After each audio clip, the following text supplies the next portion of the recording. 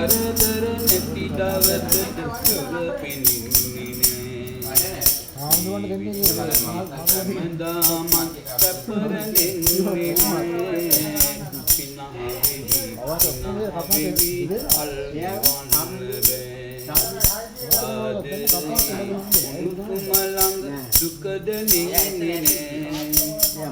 කරදර නැති දවසට සුර පෙනෙන්නේ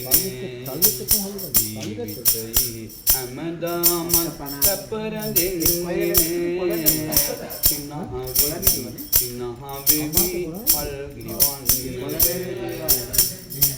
ඒක දැන් ඇවිත් මාස දෙකකට වැඩි